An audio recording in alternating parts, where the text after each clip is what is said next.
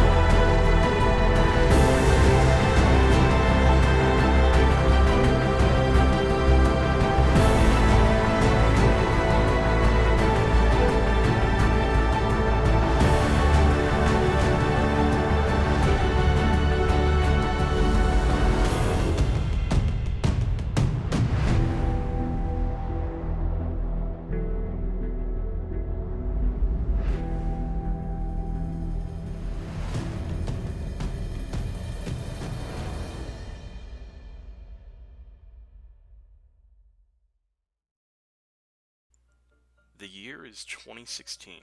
I just finished watching the entire series the Camping Rusher made of 2B2T.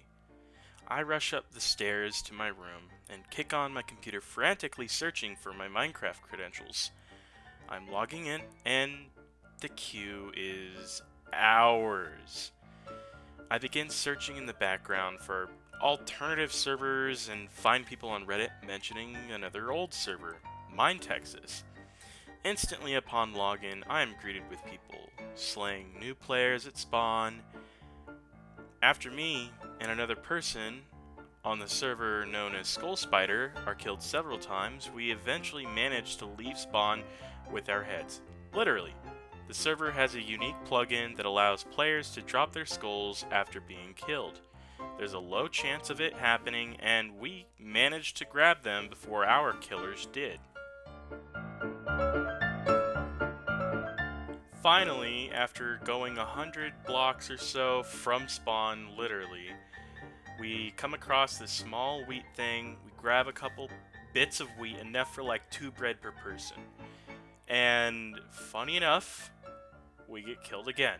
And again, and again, and again, and again.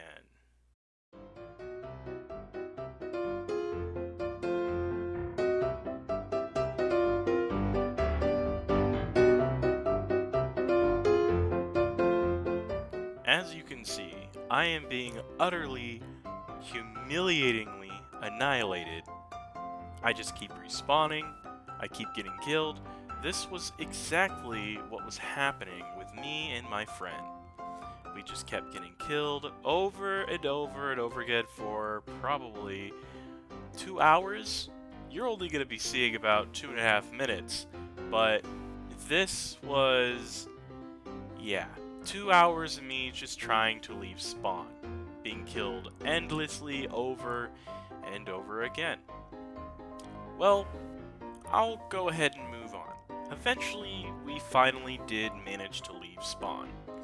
At this point, we had an ender chest that was close by. We had thrown a couple bread in there, so we went over there, grabbed the bread, and at some point, finally, we're about a couple thousand blocks away. We were just randomly walking around in the mountains of MineTexas greater spawn area, and we ran across some cobblestone hut filled full of melons. And so we stocked up on melons, and we stocked up on pumpkins and cow meat and all of that, and we just walked for days. Genuine, real-life days. We walked and walked and walked, and kept walking until we finally reached around 300,000 blocks in both directions. And we did this in the overworld, not the nether, which obviously would have been faster, but we made the mistake of trying that, and we actually were sent back to spawn. So we had to escape spawn again, and eventually at some point we really truly were 300,000 blocks or so away. We set up a base, and we played throughout the summer, and things were cool, things were fun, but at one point, things had to end.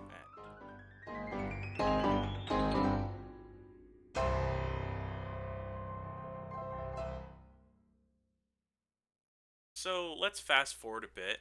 Now the year is 2018. It's been relatively a year and a half or so, not exactly 2 years since I had played the server. It's the summer of 2018.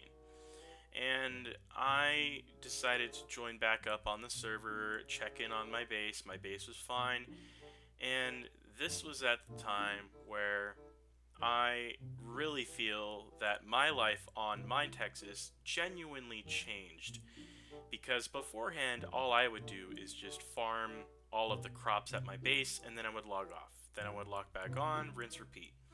And I would do a mixture of that and making armor, and I actually found a donkey at some point and went to spawn manually with a donkey.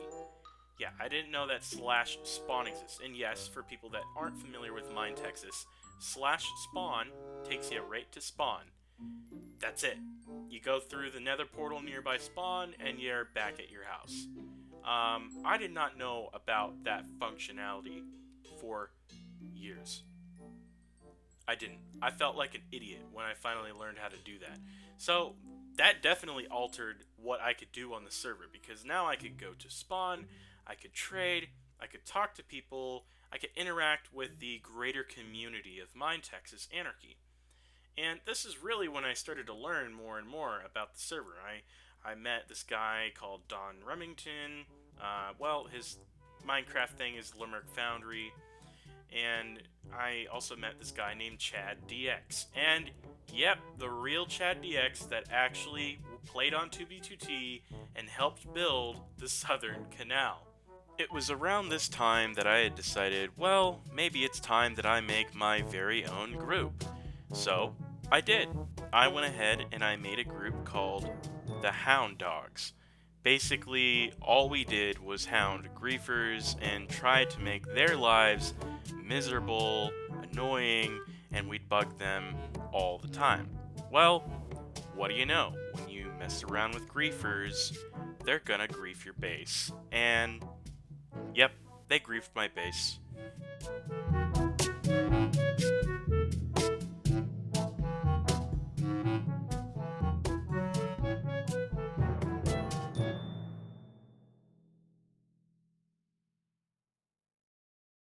Now, I want to thank you all for coming and watching this video.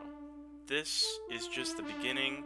It's simply a quick little preemptive video about me.